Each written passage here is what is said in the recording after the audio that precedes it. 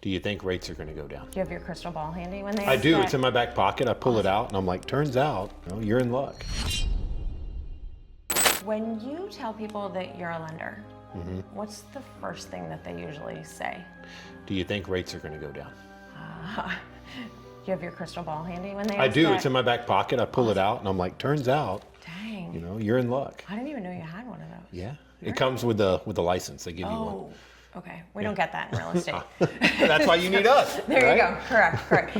What would be like the best question you think in that scenario that someone could ask you though? If they're looking at buying a home, is now the right time for me to buy a home? Okay. Because we're not going to know what the interest rate environment is in the future. We know what it is right now. We know what it is in the past. Right.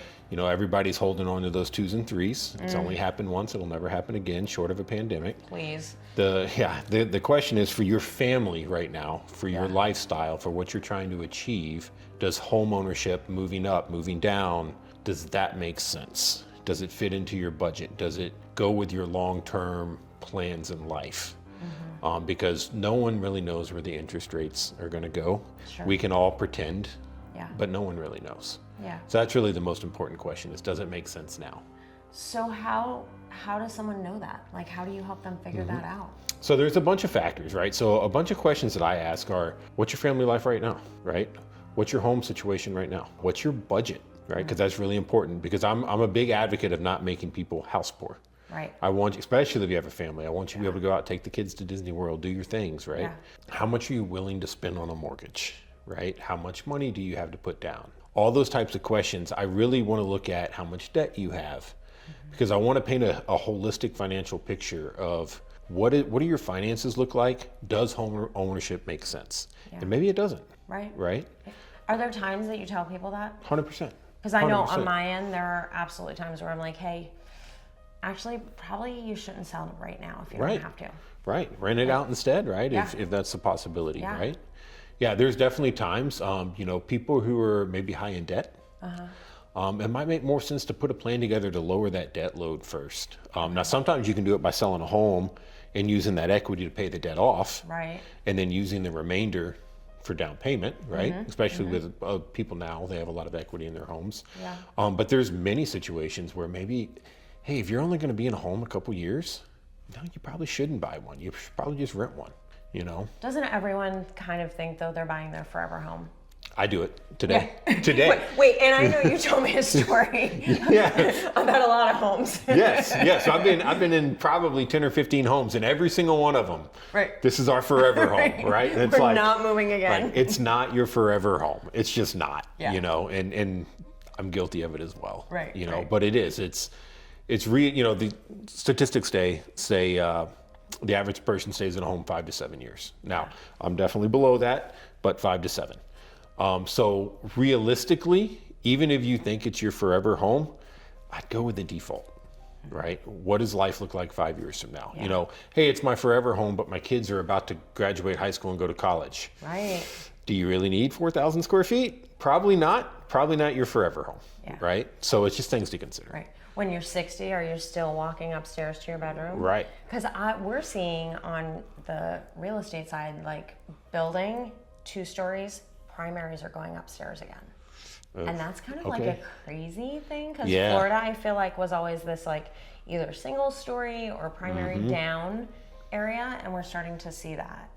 And I think that's younger type Yeah. homes, I guess, Maybe. maybe entry-level neighborhoods. I don't know if you do that in retirement communities. Well, I mean, definitely not like 55 and over communities. Right. Does it right? make it harder to sell on your end though when Well- you're listing one? So that's a great question, because I actually just put one under contract that is that way. Okay. And I just feel like it changes my buyer. Yeah. Right? So in my head, I'm like, oh, all bedrooms upstairs. That's going to be someone relocating from the Northeast or the Midwest because they're used to that. That makes sense. Like up north, Yeah. that's just how it is. Yeah. So, or someone with smaller kids Yep. who wants to be by their kids, right? So in those scenarios, I think I just, in my mind, identify a different buyer. Yeah. Okay. Yeah, that definitely makes sense. Which helps probably you market the property a little bit differently. Yeah. You know. Yeah, for sure. I mean, who you're talking to. totally had a question lined up that I Okay. so Well, what are you seeing right now in the market when it comes to buyers, sellers? What are you seeing if you're listing a property, how many days are you typically seeing for it to sit on market? Because I know sellers right now, a lot of them are buyers from 2021 where you put an offer in without seeing the house for 30 grand over, you don't get the house, right? Yeah. Well, we're in a different market now, right? So what are you seeing when you're doing listings, mainly for people to kind of have realistic expectations? We're in a different market. Yeah, so I mean, here's one thing about me, and we've talked a lot about this, like privately. I will never buy a listing. I'm gonna give you the hard news right up front. Like, Yep. I do business by the numbers. Yep. Real estate is still very much moving if it's priced right, Right. if it shows properly, if all of the things are in order. What I know is that we're not in a market where you can just throw a number out there Right. and think you're going to get it. Right. Like, everyone thinks they have the best house. Newsflash, You don't. they don't. You don't. I mean, you just don't. You don't. Right. Well, I get to see a lot of houses you don't. Right. You know? Exactly. So it's just, you have to do business by the numbers. Right. We can't live on false hope. And when we do that, then it sells. Yep. But if I don't think that's realistic, or if I have a seller who isn't realistic and isn't willing Which seems to happen a heed lot. that advice, it does. Yes.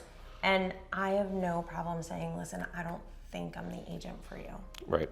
Because, I mean, you get paid when a loan closes. Correct. I get paid when a house closes, right? So I always say, like, I don't want my sign in front of your house. Right. Like, my sign in your yard cost me money. Correct. I only get paid when I take it Correct. out. And 6 months on market's not a good advertisement for you, right? Yeah, no, You know? that's a no for me. Yeah, So. that makes sense. And I see that a lot. I see maybe sellers being a little unrealistic, but agents coming in and just kind of bending, if you will, and saying, hey, you want to list it for 30 grand more than what it's worth? Sure, I'll take the listing. Because the tactic is, in 14 to 30 days from now, I'm going to call you and say, hey, we're going to need to drop that price, Yep. right? And I'm just, listen, I'm not saying I never have to have a price drop conversation. I Yeah. do, right?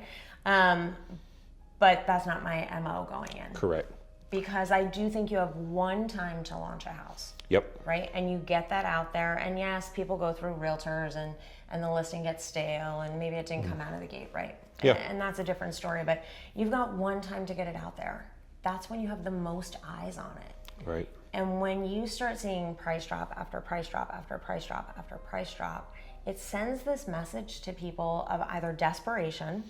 So now they're going to come in and really try to beat you up on price. Yep. Or what's wrong? Correct. Why isn't it selling? Correct.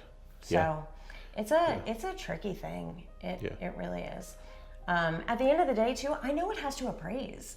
Right? Because Right. you're going to come in, your people are Right. going to come in, and they're actually going to tell me what it's worth. Correct. And you know what's funny with appraisals is buyers think that the appraiser is there to ensure that they're paying a fair price for the home. That's not what it's about. The appraiser is there almost as an insurance policy for the lender, where they say, hey, if you're going to give $600,000 on a loan for this home, it's worth $600,000. Right. Because if it's not worth that, the lender's not going to give you more money than what it's worth for the loan guidelines. That's really the only reason the appraiser's there. To ensure their investment, right? Which is exactly why when you pay cash, you don't have to have an appraiser. Now, I'm not saying you should or shouldn't, but you don't have to. I kind of always suggest it. Right. Like, let's make sure your money is Right. going to what it's worth. Exactly. But yeah, if you overshoot the market, even if you put it under contract, it's probably not going to close at that anyways. Right. It's a pipe dream. I mean, you And can then it list creates- your house for whatever you want. Correct. And if you get someone to buy it, you can get the offer, but you're just kicking the can down the road of, okay, now what are you going to do? You're 3 weeks in, now you got to renegotiate price because the appraisal's 10 or 15 grand low, and it Or creates go back on the market. which doesn't look good. And then you got to explain why you went back on the market. So that's kind of a, it's not but the put that in best the MLS scenario. notes, right? Yeah, correct. No fault of. Right. you Exactly. know. Buyer's financing and fell Right. through. Literally, yeah. No fault of seller. Exactly.